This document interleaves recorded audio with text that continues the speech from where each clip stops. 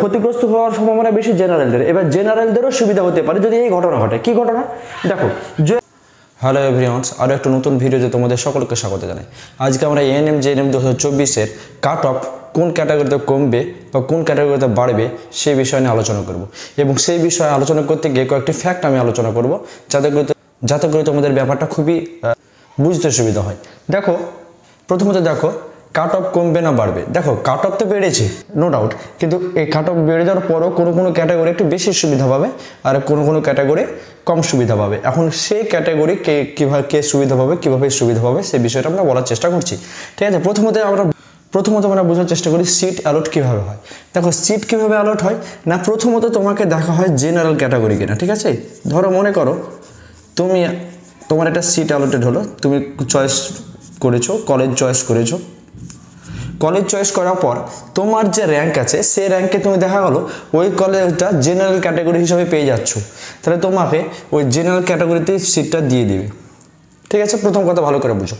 দ্বিতীয়ত দেখা গেলো যে তুমি যে কলেজটা চয়েস করেছো সেটা হচ্ছে জেনারেল ক্যাটাগরি থেকে পাচ্ছ না, তোমার অন্য কোনো সাব ক্যাটাগরি আছে। মনে করো যে ওবিসি কিংবা এসসি এসটি এগুলো আছে। ঠিক আছে, জেনারেল ক্যাটাগরি বাদ দিয়ে অন্য ক্যাটাগরি আছে, তাহলে সেক্ষেত্রে যদি ওই ক্যাটাগরি ওয়াইজ তুমি পেয়ে যাও তাহলে তোমাকে সেই সিটটা দেওয়া হবে। ঠিক আছে, তো এরকমভাবে প্রথমত দেখা হয়। তাহলে তুমি যদি সেইরকমভাবে তুমি যদি জেনারেল ক্যাটাগরিতে পেয়ে যাও তাহলে জেনারেল ক্যাটাগরির একটা সিট কমে গেল। ঠিক আছে, প্রথম কথা বুঝে যাও।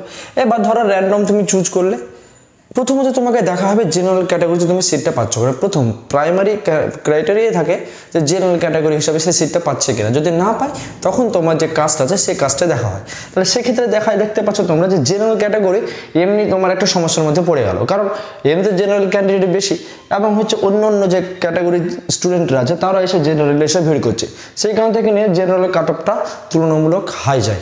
ঠিক আছে, ইন জেনারেল। এবার কিছু ক্যাটাগরি আছে যারা সুবিধা পাবে। ঠিক আছে, যেমন ধরো মনে করো যখন জেনারেল ক্যাটাগরির পর যে ক্যাটাগরিতে বেশি সিট থাকে সেটা হচ্ছে এসসি ক্যাটাগরি।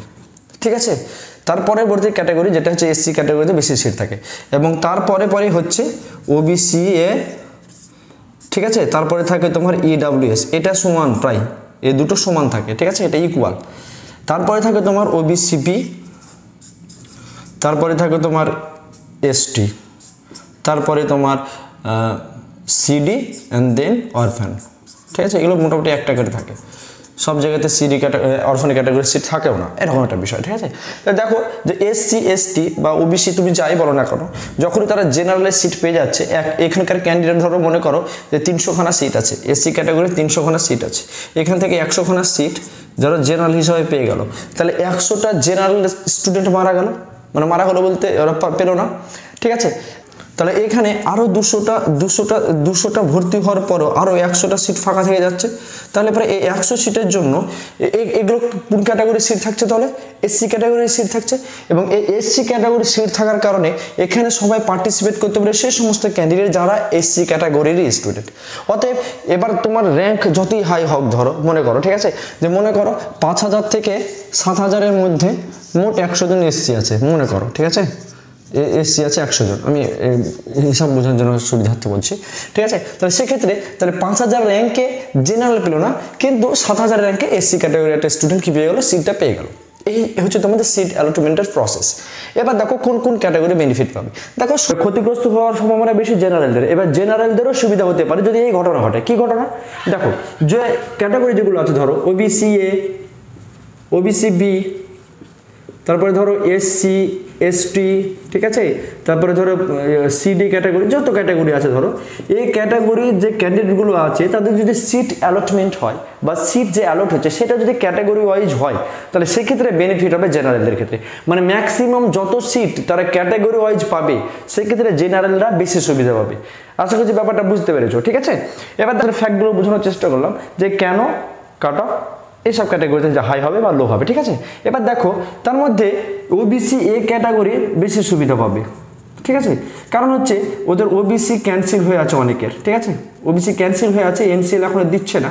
ঠিক আছে, আবার এই কেসটা আছে 15 তারিখ, আদৌ কতটা শুনানি হবে কি জানি। ঠিক আছে, মানে ঠিকঠাক শোনানো হচ্ছে না। এবার সেই ক্ষেত্রে যদি এরকম হয় তাহলে সেই ক্ষেত্রে ওবিসি এ যেমন জেন পাসের ক্ষেত্রে হয়েছে, ওবিসি এ ক্যাটাগরি বেশি পর্যন্ত গিয়েছে। ঠিক আছে, তো সেই ক্ষেত্রে ওবিসি এ বেনিফিটেড হবে। ঠিক আছে। আর ওবিসি এ বেনিফিটেড হলে পারে যত ক্যান্ডিডেট সংখ্যা মানে ক্যাটাগরি ওয়াইজ যাবে তত জেনারেলদের সুবিধা হবে, এই হচ্ছে ব্যাপার। ঠিক আছে, তো আমি তোমাদেরকে বোঝানোর চেষ্টা করলাম যে কি ঘটনা ঘটলে কোন ক্যাটাগরি বেশি সুবিধা হবে। ঠিক আছে, আশা করছি তোমাদের বুঝতে খুব একটা অসুবিধা হয়নি।